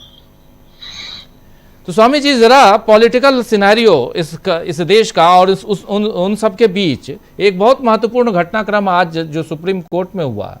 राहुल गांधी, एक साहब है, याचिकाकर्ता हैं, कर्नाटक के हैं, बार बार राहुल गांधी के ऊपर जब देखो तब एक याचिका लगा देते हैं, और वो आरएसएस से हैं। आज कपिल सिब्बल ने उनको रोस्ट कर दिया है, सीधा सीधा रोस्ट करना वर्ड इस्तेमाल कर रहा हूं, क्योंकि वो बार बार, और ये छिपाते भी रहे, राहुल गांधी के खिलाफ हाई कोर्ट ने फैसला सुना दिया था। 20 तारीख को उस पर सुनवाई थी। सुप्रीम कोर्ट ने उसको भी कहा कि अभी जब तक आगे हम सुनवाई नहीं करेंगे तब तक कहीं कुछ भी नहीं होगा, कोई एक्शन नहीं होगा। एक बड़ी जीत की तरह माना जा रहा है। और उसमें भी 3 जजों की बेंच, जिसमें जस्टिस सूर्यकांत भी थे। यानी ये माना जाए कि जो सड़क पे हैं उनका दबाव सब तरफ दिखाई दे रहा है। अब एक ज्ञानेश बाबा ही बचे हुए हैं। स्वामी जी, ज्ञानेश बाबा पे भी अब प्रेशर पड़ेगा और वो भी सुधर जाएंगे। देखिए, पहली बात तो यह है, अब बीजेपी को यह सोचना चाहिए लीडर अपोजिशन की तरफ से कौन बनेगा। वैसे लीडर अपोजिशन बनेगा नहीं, क्योंकि 2 सीट इनको मिलेंगी, क्योंकि ज्ञानेश कुमार गुप्ता भी अब प्रेशर में आएंगे। देखिए, आप ये देखिए, कर्नाटका का एक मॉडल आपने सुना होगा, कर्नाटका में कैसे काम हो रहा है। बल्कि मैं तो एक अध्यापक के रूप में यह चाहता हूं वो मॉडल हर जगह अडॉप्ट किया जाए। कर्नाटका के अंदर जो बच्चों को मिड डे मील दिया जाता है, वहां पे जहां बच्चे बैठ के खाना खाते हैं, जहां उनका खाना पकता है, वो उनके मां बाप, बच्चों के मां बाप घर बैठ के देख सकते हैं। मैं तो शिक्षा व्यवस्था में भी ये सुधार चाहता हूं कि जहां टीचर बच्चों को क्लास में पढ़ाएं, वहां पे बकायदा कैमरे लगे हों और घर बैठ के माता पिता देख सकें कि उनके बच्चे को टीचर पढ़ा रहा है कि नहीं पढ़ा रहा है, सही पढ़ा है, गलत पढ़ा रहा है, पैर दबा रहा है या कमरे की सफाई करा रहा है। ये आधुनिक युग है। और ये देखिए, जो भी बच्चा स्कूल, कॉलेज या यूनिवर्सिटी आता है, मां बाप उसको भेजते हैं, वो स्कूल कॉलेज की अमानत होता है। जब मैं अध्यापक था तो मैं मानता था कि जो माता पिता अपने बच्चों को कॉलेज यूनिवर्सिटी में छोड़ के आते हैं, वो अपना अमानत हमारे पास छोड़ के आते हैं और उनका ध्यान रखना हमारा कर्तव्य है। तो मैं तो ये चाहता हूं, जैसे अब चुनाव आयोग ने कह दिया साहब वो सीसीटीवी फुटेज नहीं दिखाएंगे, प्राइवेसी लीक हो जाएगी। मेरे ख्याल से वही राजस्थान गवर्नमेंट ने प्ली लिया कि साहब प्राइवेसी लीक हो जाएगी। अरे यार, इसे प्राइवेसी लीक होने की क्या बात है। मैं कहता हूं बच्चे जब कॉलेज से चले जाएं तब टॉयलेट की फोटो दिखा दो, तब कमरों की फोटो दिखा दो, कॉलेज अपनी तरफ से दिखाएं, बल्कि उसके वेबसाइट पर डालें कि उनके कॉलेज के अंदर एक एक कमरे की फोटोग्राफ कैसी है, क्या प्लास्टर की स्थिति है, क्या पंखों की स्थिति है, क्या बैठने की स्थिति है, क्या वहां भैंसें पाली जा रही हैं या वहां लकड़ी के स्टोर हैं, टॉयलेट की क्या स्थिति है। चलिए, बच्चों की प्राइवेसी को आप मत दिखाइए, आप ये दिखा दीजिए आपके कॉलेज का इंफ्रास्ट्रक्चर क्या है। आपने देखा कई जगह दिखाया जा रहा है हैंड पंप में जो पानी आ रहा है पूरी तरह से पीला आ रहा है। आप बताइए राजीव जी, मैं या आप अपने बच्चों को ऐसे स्कूल में भेजेंगे जहां पे गंदा पानी पिलाया जा रहा है उनको? आप बच्चों के लिए पानी की व्यवस्था नहीं कर सकते? आपका देश का प्राइम मिनिस्टर 12,000 करोड़ के हवाई जहाज में घूमता है, 14 करोड़ की गाड़ी में घूमता है, और हमारे देश के बच्चे, हमारी युवा पीढ़ी उसको गंदा पानी देते हैं जिससे उसको पीलिया हो जाए, जिससे बीमारी हो जाए, और उसके मां बाप से अपेक्षा करते हैं कि वो सड़क पे भी ना उतरे, बच्चे भी सड़क पे ना उतरे। देखिए, जिस प्रकार से जेन जी अपना अधिकार मांग रहे थे जो जेन्युइन था, उसी प्रकार से ये जेन अल्फा भी जो अधिकार मांग रहे हैं, उनको इंफ्रास्ट्रक्चर मिलना चाहिए। टीचर, आप बताइए, जिन बच्चों का जो लखनऊ का दिखा रहे थे 6 महीने बाद एग्जाम है और फिजिक्स का टीचर है नहीं 6 महीने से। अरे यार, फिजिक्स का टीचर, फिजिक्स कोई ऐसा सब्जेक्ट है बच्चा घर में पढ़ लेगा? फिजिक्स, केमिस्ट्री, मैथ्स ऐसे सब्जेक्ट हैं। चलिए हिस्ट्री हो गया, ये सब हो गया, ये तो आदमी घर बैठ के पढ़ सकता है। इसमें तो टीचर से क्लैरिफिकेशन लेने होते हैं, एक एक बिंदु पे आपको गाइडेंस चाहिए होती है, आपस में टीचर और स्टूडेंट का संवाद होता है। लेकिन अब बताइए, अब ये बच्चों का अधिकार है, बच्चों को क्यों नहीं आप अधिकार उनका देंगे? ये उनका नैतिक अधिकार। फिर कहते हैं साहब प्राइवेट स्कूल में एडमिशन ले लीजिए, हमने 4 प्राइवेट स्कूल। अरे प्राइवेट स्कूल में फीस होती है भाई, वो बच्चे नहीं अफोर्ड कर सकते। हमारी 80% बच्चे, वही वाली बात है, गरीब और मध्यम वर्ग पढ़ ना पाए, केवल अमीरों के बच्चे पढ़े, उन्हीं को पेपर बेच बेच के आप जो है डॉक्टर बना दीजिए, इंजीनियर बना दीजिए, नौकरियां दे दीजिए, और देश के गरीबों को जो है बर्बाद कर दीजिए। देखिए, देश को, समाज को, माता पिता को भी, चाचा चाचियों को भी, बड़े भाई बहनों को भी, दादा दादियों को भी इन छोटे छोटे बच्चों का साथ देना चाहिए। और इन छोटे बच्चों के ऊपर अगर इनको नहीं शिक्षा दी जा रही है, इनको शेरनी का दूध नहीं पिलाया जा रहा है, हम सबको विरोध करना चाहिए। कोई भी सरकार हो, कांग्रेस की सरकार हो, चाहे किसी की टीडीके की सरकार हो या बीजेपी की सरकार हो, सरकार का प्रथम प्राथमिकता है कि हमारे देश के छोटे बच्चों को इंफ्रास्ट्रक्चर मिले, टीचर्स मिले, पढ़ाई मिले, क्वालिटी एजुकेशन मिले, और पेरेंट्स को यह अधिकार है कि वो मॉनिटरिंग कर सके कि उनके बच्चे पढ़ाए जा रहे हैं या बच्चों को एक प्रकार से गलत डायरेक्शन में धकेला जा रहा है। ये बिल्कुल स्पष्ट है, बच्चे अपनी सही डायरेक्शन पे हैं, उनको उनके अधिकार मिलने चाहिए, and we should all support them. जी बिल्कुल, बिल्कुल सही आप कह रहे हैं। और बच्चों का अधिकार, बच्चों का हक, और इस पे अब लगातार, जैसे भी सुनील शुक्ला जी भी शुरुआत में कह रहे थे कि अभी शिक्षा पे बात होने लगी है, लोग और खासकर बच्चे, और जब एक शिक्षा की क्रांति दिखाई दे रही है। आज ही एनटीए को लेकर हम लोगों ने देखा, सुनील जी ने एक नया नालायक कुछ कहा। नालायक क्या है सुनील जी? एक्ट सिंह, बच्चों ने नाम रखा है, ये बच्चों ने 2 नाम रखा है, 2 नाम रखा है। आज एनटीए के दफ्तर पे एनएसयूआई ने, आईवाईसी ने, आयसा ने, एसएफआई ने, सब ने आज विरोध प्रदर्शन किया है। यहाँ दिल्ली में पुलिस पकड़ के उठा के ले जाती है बच्चों को, लेकिन हो रहा है, विरोध हो रहा है। बच्चे उधर, बच्चे इधर, युवा हो, जेन जी हो, जेन अल्फा हो, सब बिल्कुल सड़कों पे है। और इसके बाद चूंकि ये हैं, एक आंदोलित हैं ये लोग। जरा सुनील जी आपके पास आना चाहता हूं, फिर प्रशांत जी आपके पास आता हूं। क्या ये आंदोलन, और उसमें भी एक आंदोलन और जिसकी परिणति, जिसका रिजल्ट हम लोगों ने देख लिया जंतर मंतर का, और अब आंदोलन भले टुकड़ों में है, लेकिन क्या ये आंदोलन आने वाले समय में बहुत बड़े आंदोलन में तब्दील होते हुए दिखाई देता है? तब जबकि दिमागी नक्सल और क्या क्या बोल रहे हैं प्रधानमंत्री नरेंद्र मोदी। सुनील जी, दिमागी नक्सल के नाम आने के बाद से देश में उठ रही प्रतिक्रिया से आपको नहीं लगता कि सरकार के खिलाफ किस तरह की नाराजगी लोगों के मन में है? विद्यार्थियों ने केंद्रीय शिक्षा मंत्री के इस्तीफे के बाद क्या उन्होंने अपनी बात कहना बंद कर दिया? जिस तरीके से विद्यार्थियों के आंदोलन को शांत करने की कोशिश की सरकार ने, उन प्रयासों को इन विद्यार्थियों ने, जेएनजी के लोगों ने स्वीकार कर लिया? नहीं किया। भारतीय जनता पार्टी के खिलाफ उनका जो आक्रोश है, इस सरकार के खिलाफ जो उनका आक्रोश है, वो कहीं से कम नहीं हुआ। एक जो राजनीतिक माहौल बदलने की बात है, और बदलता हुआ राजनीतिक माहौल है। पिछले 12 वर्षों में, पिछले 13 वर्षों में आपके पास कोई उदाहरण है कि देश के किसी हिस्से में कक्षा 6, 7, 8 में पढ़ने वाले बच्चे सड़क पे आ जाए, धरना प्रदर्शन करने लगे? इन विद्यार्थियों की क्या मांग है? ये कोई आपसे रियासत नहीं मांग रहे हैं, ये आपको आपसे ये नहीं कर रहे कि उनको अपना उत्तराधिकारी घोषित कर दीजिए। ये कह रहे हैं कि विद्यालयों का मर्जर मत कीजिए, विद्यालयों को दूर मत कीजिए। क्या दिक्कत है आपको? और मर्जर क्यों कर रहे हैं आप? क्या किसी कार्यालय में अगर किसी आपने विभागों में जो परिवर्तन किया उसमें विभाग खत्म कर दिया क्या? रोज नए विभाग बना देते हैं आप? ब्यूरोक्रेसी को आपने कम किया क्या? 2014 में जब आप सत्ता में आए थे तो आपने कहा था कि निर्णय लेने का जो स्टेजेस है उसको कम किया जाएगा। हो गया? कुछ नहीं किया। और विद्यालयों के साथ आप ये कह रहे हैं कि साहब 2 विद्यालयों को मर्ज कर देंगे। क्यों मर्ज कर देंगे जी? अगर कोई मैं कर रहा हूं एक विद्यालय में 5 विद्यार्थी हैं, उसको अपने घर से 10 किलोमीटर दूर क्यों भेजा जाएगा? इस बिना पर कि साहब वहां विद्यार्थी नहीं है। और अगर विद्यार्थी नहीं है तो क्या देश की जनसंख्या कम हो गई? पढ़ने वाले लोग नहीं है। उस इलाके में जो विद्यालय हैं वहां विद्यार्थी जा नहीं रहे हैं। यह आपको विश्लेषण करने की आवश्यकता नहीं है कि आखिर क्यों स्थितियां पैदा हो गई। तो यह जो बच्चों में जो जेन अल्फा जिसको हम और आप कह रहे हैं या समाजशास्त्री कह रहे हैं, इन बच्चों का सड़कों पर निकलने का साहस और अपनी बात को मजबूती से कहने की कोशिश और उस बात का निकलता हुआ परिणाम यह बताता है कि सरकार के खिलाफ लोगों के मन में नाराजगी है। और अभी भी आप चेत नहीं रहे हैं।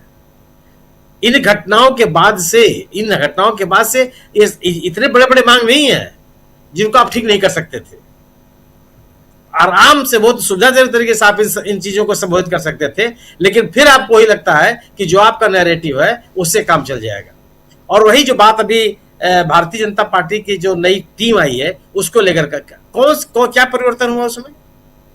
कौन ऐसे नए लोग आ गए जिनसे आप बहुत ही महत्वपूर्ण निर्णय की उम्मीद करते हैं, या जिनका पब्लिक कनेक्ट या जेन जी या युवा वर्ग से बहुत बेहतर संवाद की स्थिति आप पाते हैं?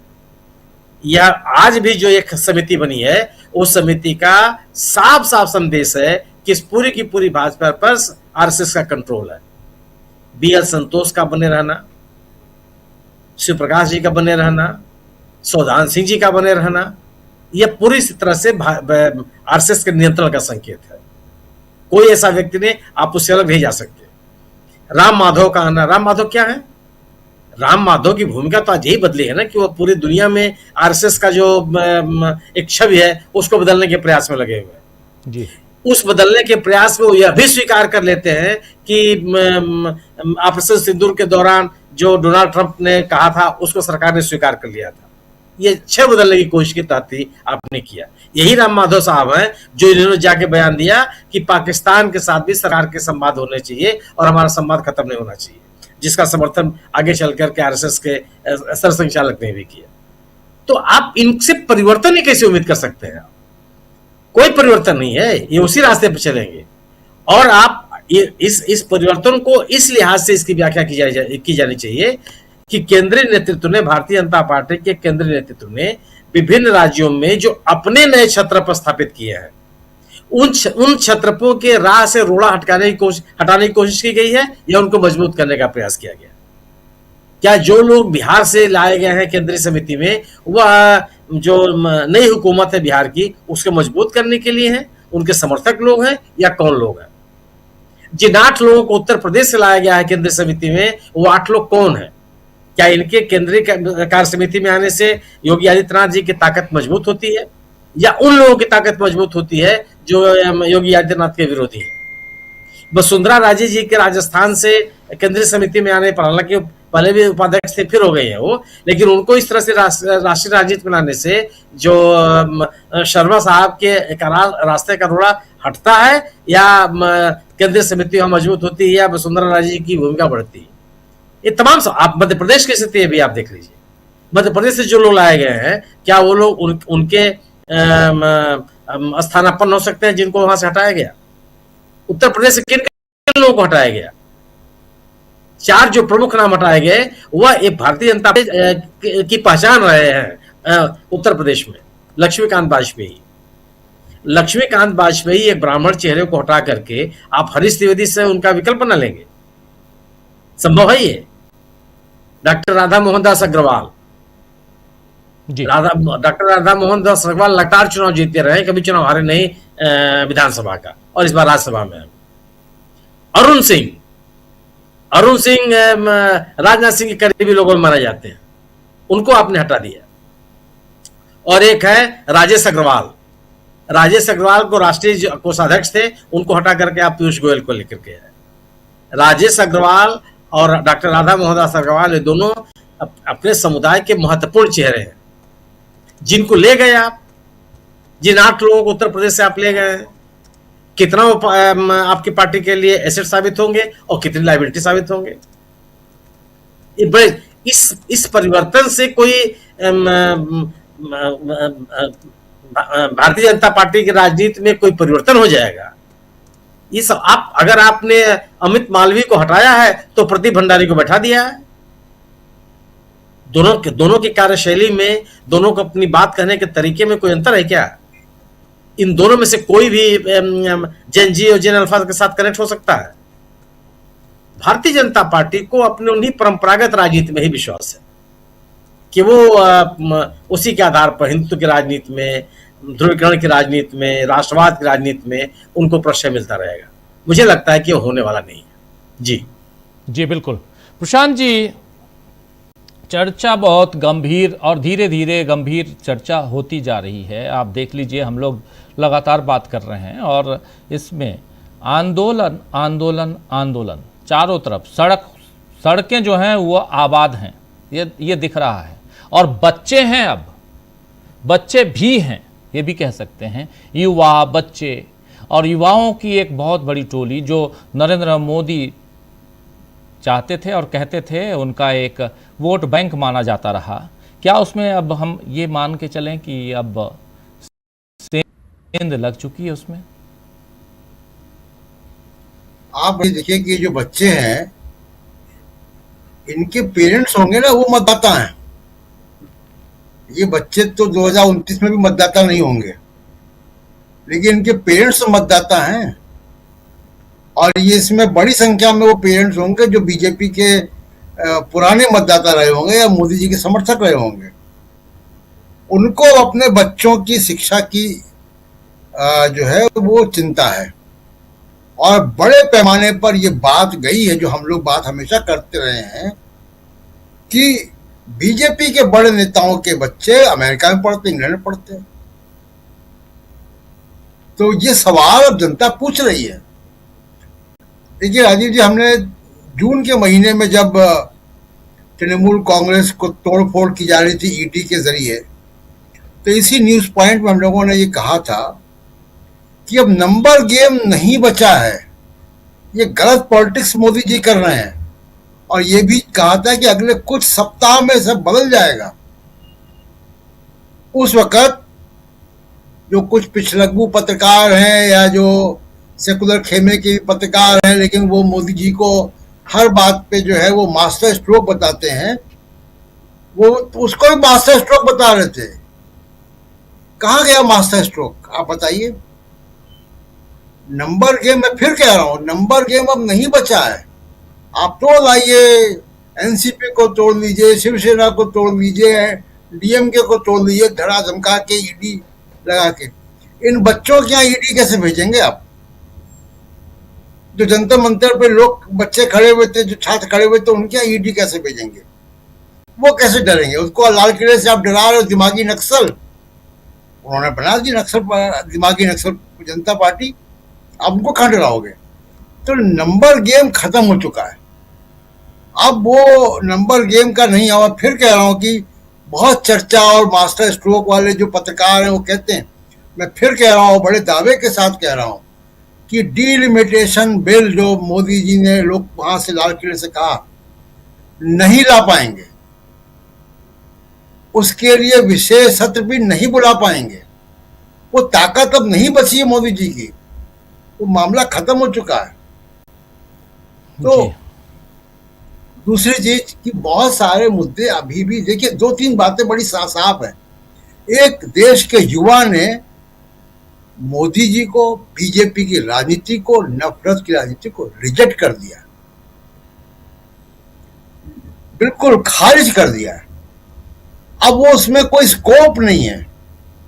बहुत से लोग ये मान रहे थे कि जंतर मंतर हट जाएगा तो सब खत्म हो जाएगा। कहाँ खत्म हो गया? तो उसका विस्तार हो गया, वो तो बढ़ गया, वो 10 गुना बढ़ गया। जंतर मंतर पार्ट 2 की आवश्यकता ही नहीं है। जो आप देखिए लखनऊ में हो रहा है, राजस्थान में हो रहा है, महाराष्ट्र में हो रहा है, हर जगह हो रहा है। जी और इसमें एक बात ये भी देखिए आप कि जहां जहां विपक्ष की सरकारें हैं वहां नहीं हो रहा है। तो इसका मतलब है कि वहां पे जो शिक्षा व्यवस्था है, जो स्कूल की स्थिति है, वो उतनी खराब नहीं है। वो यही कारण है कि ये नफरत की राजनीति पे इतना भरोसा उन्होंने किया। दूसरे मोदी जी के साथ एक दिक्कत क्या हुई है कि जंतर मंतर पे गोदी मीडिया का अंतिम संस्कार हो गया। वो गोदी मीडिया बचा नहीं। अब वो करते रहे आप हिंदू मुसलमान की डिबेट, आप नफरत की राजनीति करते रहे, आप गांधी परिवार को, राहुल गांधी को गालियां देते रहे स्टूडियो में बुला बुला के नफरती लोगों को, उसका कोई असर नहीं है अब। और दूसरा क्या हुआ है कि जो इनको सपोर्ट सिस्टम था इनका, वो डिफेंसिव हो गया। जस्टिस सूर्यकांत अपना बचाने में लगे हुए हैं, आपकी क्या मदद करेंगे। एक व्यक्ति बचे हुए हैं अभी, क्या कहते हैं ये ज्ञानेश कुमार का भी जनता इलाज कर देगी। उनके प्रति भी गुस्सा बढ़ रहा है, जनता इलाज कर देगी। लोगों का मताधिकार अगर आप छीनेंगे तो लोग बहुत खामोश थोड़ी ना रहेंगे।